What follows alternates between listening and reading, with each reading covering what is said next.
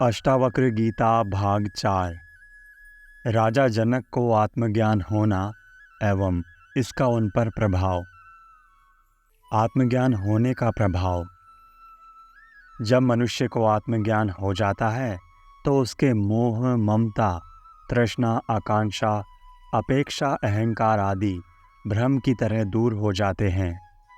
उसकी दृष्टि पूर्ण रूप से बदल जाती है। शरीर, मन और प्रकृति से संबंध छूट जाता है। वासना विलीन हो जाती है, आसक्ति मिट जाती है। राजा जनक को बोध हो गया कि मैं आत्मरूप हूँ, अतः मैं निरंजन निर्दोष हूँ, आत्मा की भांति शांत हूँ, स्वयं बोध हूँ, साक्षी हूँ, प्रकृति से परे हूँ। मोह के कारण ही मनुष्य को वास्तविकता का ज्ञान नहीं हो पाता।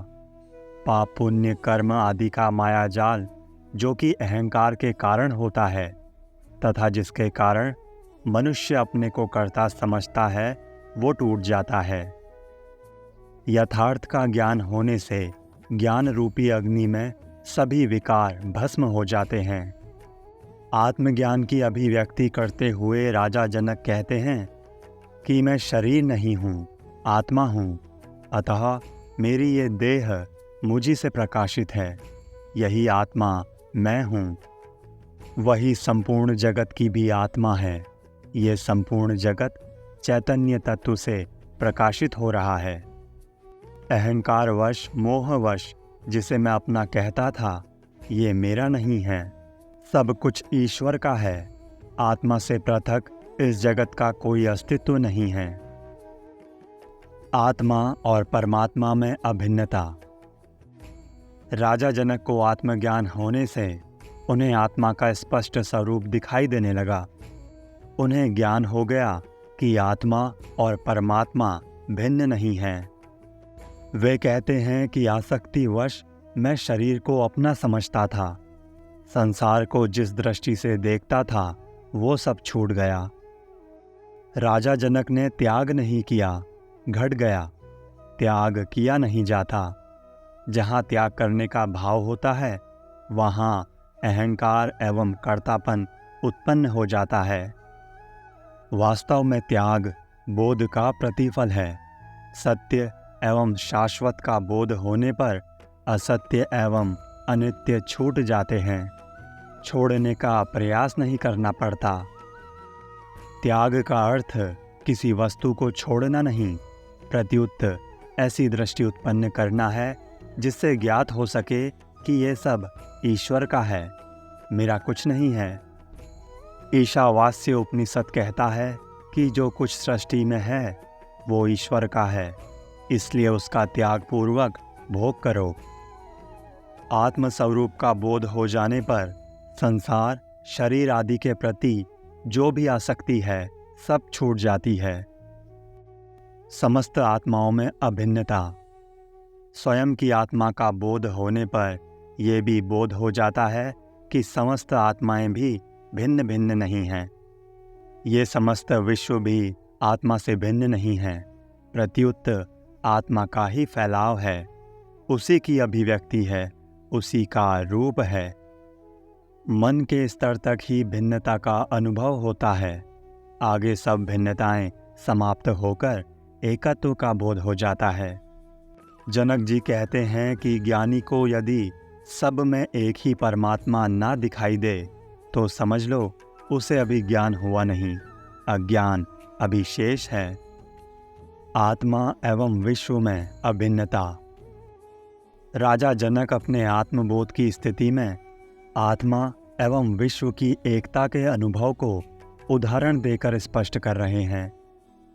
वे कहते हैं कि वस्त्र दिखाई देता है किंतु वो तंतुओं से निर्मित है, मूल तंतु ही है, क्योंकि बिना उसके वस्त्र नहीं बन सकता। उसी प्रकार आत्मा रूपी तंतु से ही ये विश्व बना है, फिर वो आत्मा से भिन्न कैसे हो सकता है? वस्तुतः आत्मा ही वो मूल तत्व है जो विश्व का आधार है। वैज्ञानिक इस मूल तत्व को विद्युत कहते हैं। ये विद्युत भी चैतन्य आत्मा की ही शक्ति है, मूल तत्व विद्युत नहीं। चैतन्य आत्मा है एवं उसी का सारा फैलाव है। राजा जनक इस संदर्भ में एक और उदाहरण देते हुए कहते हैं कि चीनी गन्ने के रस से बनती है। चीनी बन जाने के बाद रस दिखाई नहीं देता, पर चीनी का मूल तो गन्ने का रस ही है, वो उसमें व्याप्त है। मिठाइयों में भी उसी रस की मिठास व्याप्त है।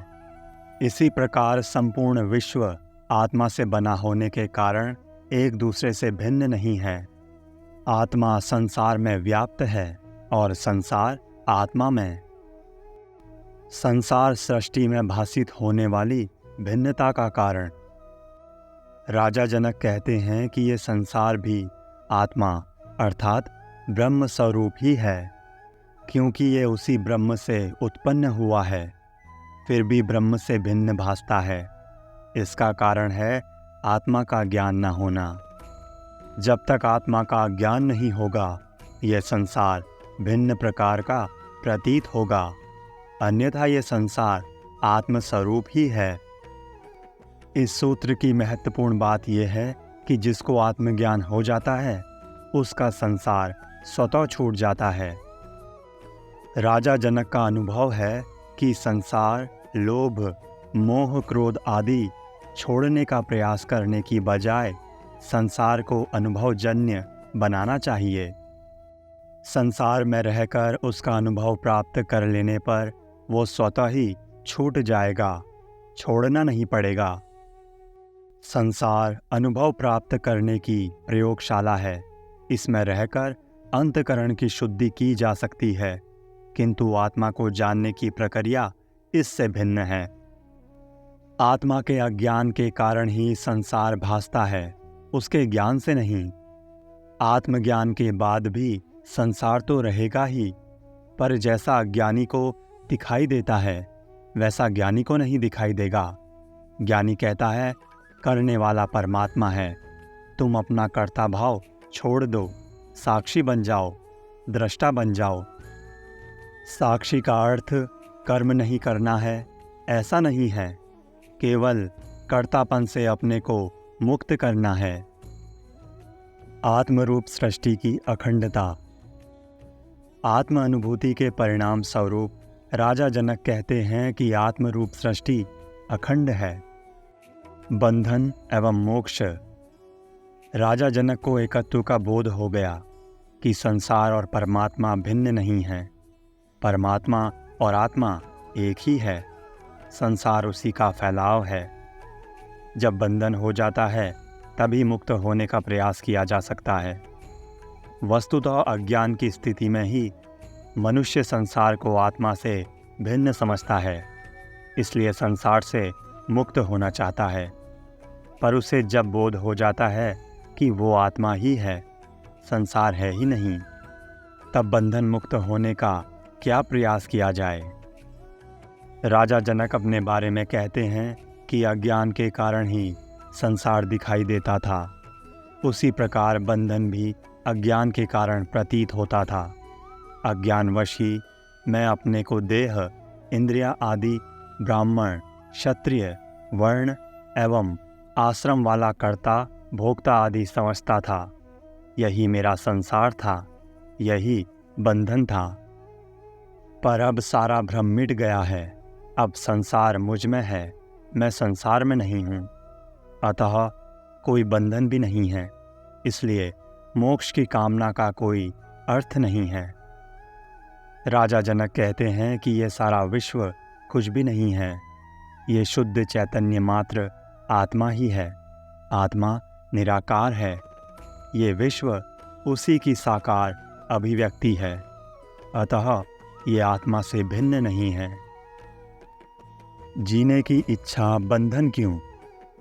पंचभूत, 10 इंद्रियां तथा मन इन 16 तत्वों के रूप में विकसित तथा सत्व रज तम 3 गुणों से युक्त ये लिंग शरीर है। ये चेतन शक्ति आत्मा के साथ संयुक्त होकर ही जीव कहलाता है, जो जन्म मृत्यु को प्राप्त होने वाला और अहंकार, लोभ, मोह आदि अवगुणों वाला है। इसलिए राजा जनक कहते हैं कि मैं केवल चैतन्य मात्र हूँ, जीव नहीं। मनुष्य के जीवन में इच्छाएं बंधन हैं। जीने की इच्छा भी बंधन है। जीने की इच्छा भोग की इच्छा के कारण ही पैदा होती है। यदि भोगों की इच्छा नहीं, अन्य कोई वासना नहीं, संपूर्ण सृष्टि आत्मव्रत प्रतीत होने लगी। व्यक्तिगत जितनी मान्यताएं थी सब समाप्त हो गई। फिर भी यदि जीने की इच्छा है तो इसका अर्थ है कि वासना शेष है। अभी मोह, ममता, राग, द्वेष आदि छूटा नहीं है। ये विकार ही जन्म मृत्यु के कारण हैं। इसलिए जीने की इच्छा को राजा जनक बंधन कह रहे हैं। आत्महत्या क्यों? यद्यपि जीने की इच्छा सबसे बड़ी वासना है, पर इसका अर्थ ये नहीं है कि आत्महत्या करके जीवन को समाप्त कर दिया जाए। जीवन इस तरह समाप्त कर भी लिया जाए, पर जीने की जो वासना है वो तो नष्ट नहीं होती। उस व्यक्ति को अपनी अतृप्त वासना की पूर्ति हेतु पुनः शरीर धारण करना पड़ेगा। इस प्रकार ये चक्र तो चलता ही रहेगा। ये मानव शरीर निर्धारित अवधि के लिए मिलता है, जिससे वो इस जन्म में भोगने योग्य कर्मों के फलों को भोग लेता है, किंतु अवधि से पूर्व शरीर को नष्ट कर देने से अभोग्य कर्म उसे अगले जन्म में भोगने पड़ते हैं। अतः सभी धर्म आत्महत्या को पाप मानते हैं।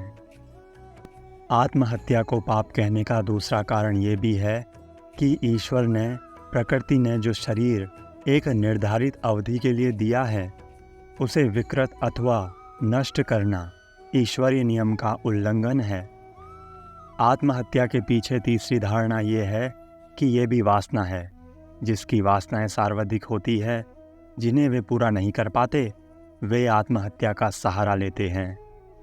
आत्महत्या वासना मुक्ति का उपाय कदापि नहीं हो सकता। तो फिर समाधान क्या है?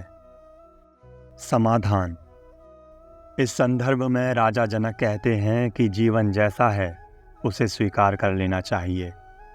स्वाभाविक रूप से ही जीना उत्तम है।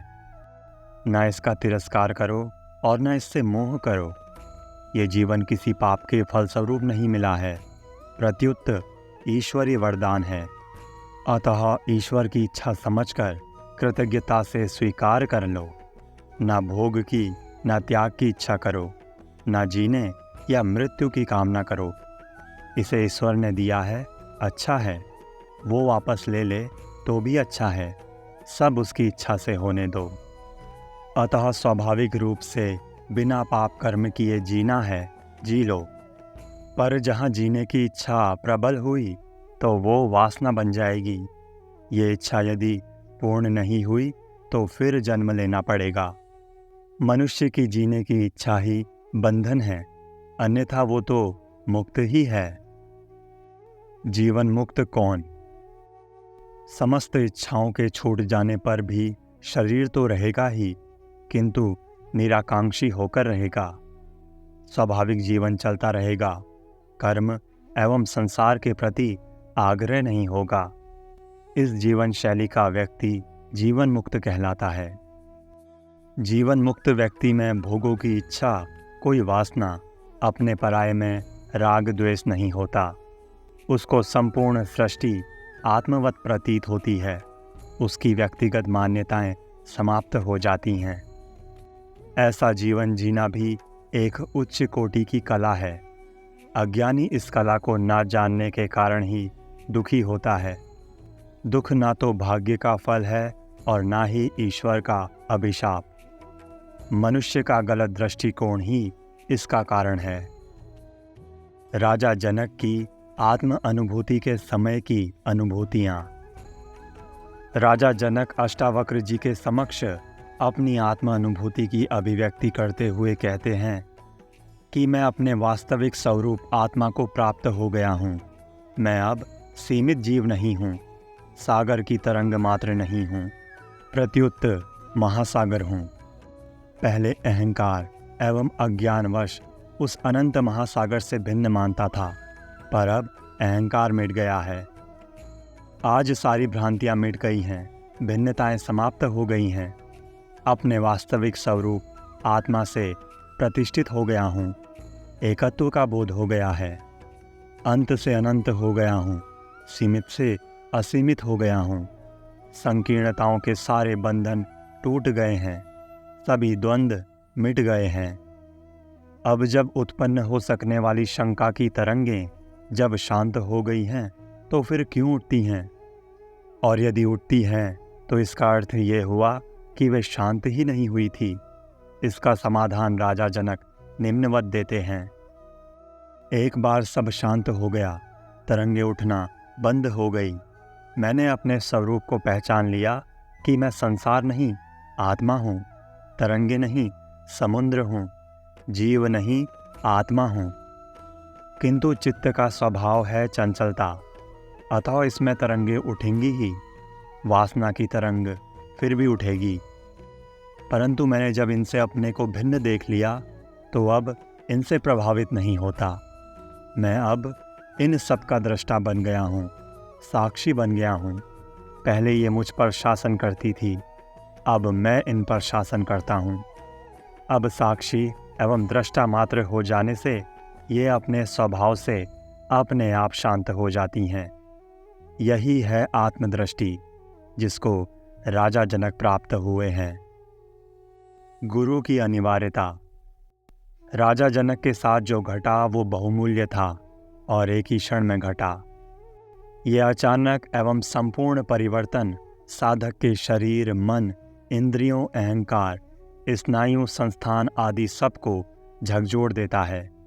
ये सामान्य अनुभव नहीं होता, प्रत्युत उस विराट का अनुभव होता है।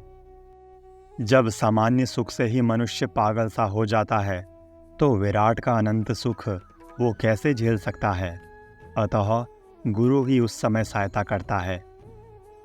यदि साधक की पूर्व तैयारी उस समय नहीं है, तो वो उस शक्ति को झेल नहीं सकता। वो पागल हो सकता है और उसकी मृत्यु भी हो सकती है। इसलिए गुरु की उपस्थिति अनिवार्य है।